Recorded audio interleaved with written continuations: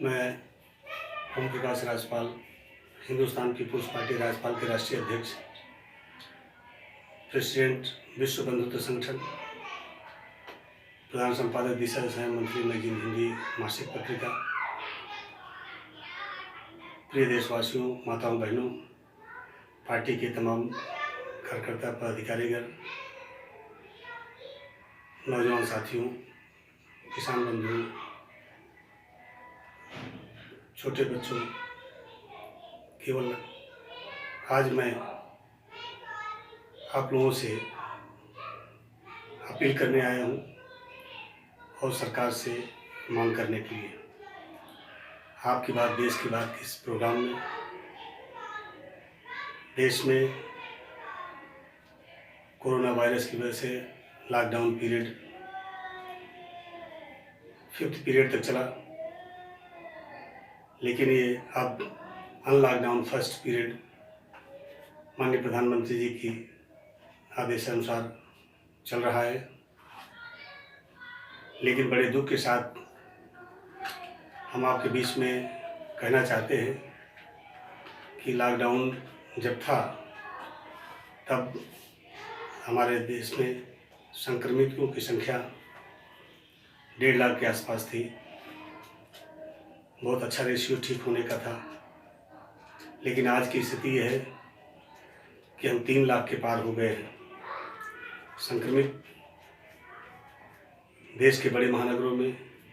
महाराष्ट्र, दिल्ली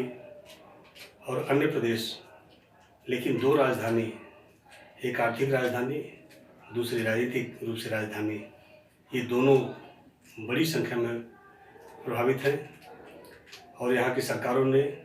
अपने हाथ खड़े कर लिए हैं। ये बहुत दुखद की है, लेकिन माननीय प्रधानमंत्री जी से मैं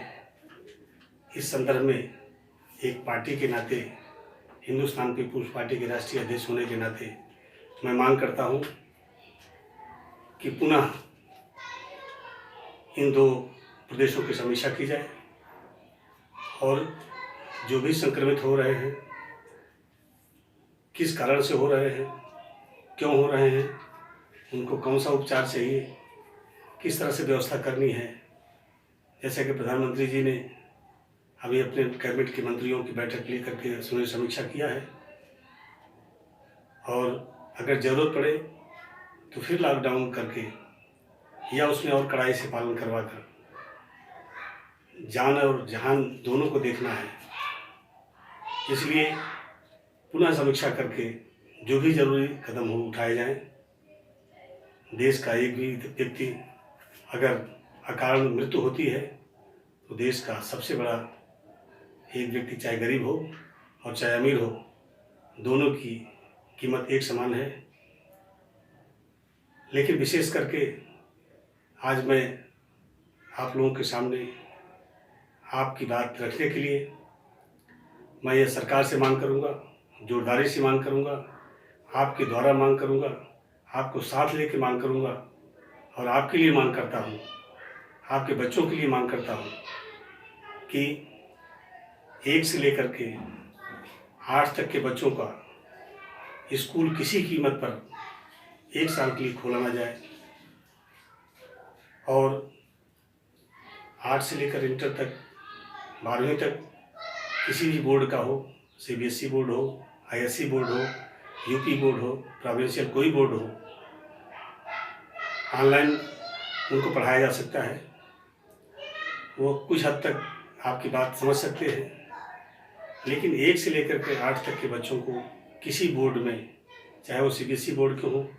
चाहे ISC बोर्ड के हों, चाहे उत्तर प्रदेश बोर्ड के हों, अन्य बोर्ड के लोगों को भी उनको बच्चों को स्कूल जाने के लिए स्कूल खोला ना जाए। नहीं, अगर ऐसा होगा तो बहुत बड़ी देश को हानि होगी और इस देश में फिर हम भरपाई नहीं कर पाएंगे, क्योंकि हमारे बच्चे बिल्कुल नहीं समझ सकते कि लॉकडाउन क्या है, अनलॉकडाउन क्या है, सोशल डिस्टेंसिंग क्या है, मास्क क्यों लगाना है, एक दूसरे को छूना क्यों नहीं है। फिर आप समझिए कि पूरा देश संक्रमित होगा और इस महामारी में पूरा देश समा जाएगा। इसलिए मैं चाहता हूँ कि बच्चों को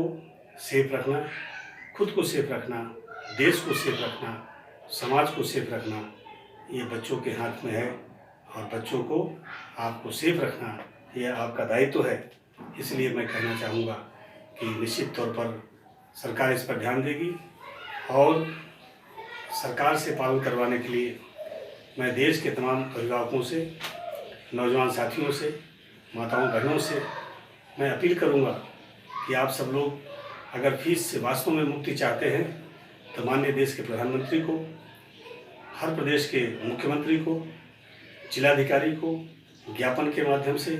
सोशल मीडिया में मैसेज के माध्यम से, किसी भी तरीके से आपका मैसेज, अगर आपका बच्चा है, आप फीस से मुक्ति चाहते हैं तो एक अभियान छेड़ दीजिए सोशल मीडिया पर। आप एक दूसरे से अपनी बात कहने का एक अभियान छेड़ दीजिए। किसी भी तरह से 1 महीने अभियान को चलाना है, तब आप देखेंगे कि सरकार घुटनों पर टेकेगी आपकी, और इस महामारी में जो आप बेरोजगार हुए हैं उस बेरोजगारी का तब असर पड़ेगा जब वो समझेंगे कि वास्तव में आपकी नीड है कि फीस नहीं लगनी चाहिए, तो निश्चित तौर पर यह सरकार फीस माफ़ करेगी। और मैं चाहूँगा देश के उन तमाम स्कूल चलाने वाले जो अपने साथी हैं, मैनेजमेंट के लोग, उनसे भी अपील करूँगा कि आपने बहुत सारी फीस उनसे वसूल किया है। उस फीस की वसूली में आज इस संकट की घड़ी में आपको अपने स्कूल के बच्चों के अभिभावकों का सम्मान करना चाहिए, उनकी परिस्थितियों को समझना चाहिए और परिस्थितियों को समझते हुए फीस को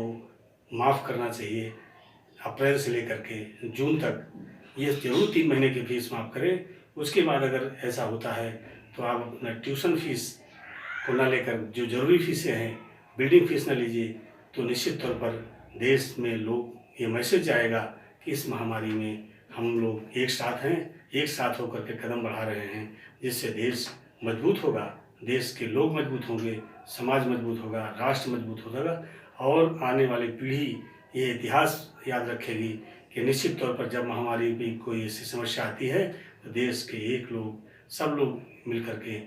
एक दूसरे का साथ देते हैं और मजबूती के साथ उस मिशन को जीतने का काम करते हैं। निश्चित तौर पर इस महामारी में हमें एक अवसर देना चाहिए अपने लोगों को आगे बढ़ने का, और निश्चित तौर पर तब भारत आत्मनिर्भरता की ओर बढ़ेगा। और हम चाहते हैं कि आप लोग इसी तरीके से एकता का परिचय देते हुए हमारे उन गरीब भाइयों को, जो देश के 100 करोड़ लोग गरीब हैं, उनके बच्चों को पढ़ने का अवसर देंगे, पढ़ाने का अवसर देंगे, और किसी भी कीमत पर उनको ये न महसूस हो कि क्या बताएं हम इस देश में हैं। लेकिन मेरे लिए माननीय प्रधानमंत्री जी ने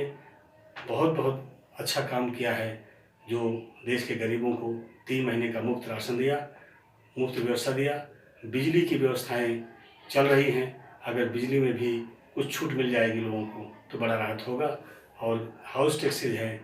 बिजली का टैक्स है, पानी का है, अगर हम जो भी सुविधा दे सकते हैं तो निश्चित तौर पर अगर देंगे तो हमारे देश के लोगों को, गरीब लोगों को एक राहत का पैकेज होगा और वो महसूस करेंगे कि देश हमारे साथ है, हम देश के साथ हैं। क्योंकि इन गरीबों ने कमा के दिया है, अगर गरीबों की कमाई का अगर कुछ अंश उनको गिफ्ट के रूप में, उनको एक अनुदान के रूप में मान लीजिए देते हैं, सहायता के रूप में देते हैं, तो निश्चित तौर पर उनको लगेगा कि नहीं, देश हमारे साथ है और हम लोग एक होकर के आगे बढ़ेंगे। तो पुनः मैं अपने उन साथियों सभी से अपील करना चाहूँ, किसी भी हद तक, किसी भी कीमत पर हमें फीस माफ़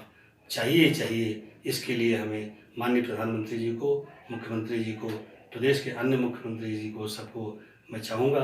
कि आप लोग सब लोग अपने सोशल मीडिया पर किसी भी तरह से उनको मैसेज भेजें, अपनी स्थितियों को बताएं, और तब निश्चित तौर पर आपकी मांग माननीय प्रधानमंत्री जरूर मानेंगे। और देश के जो भी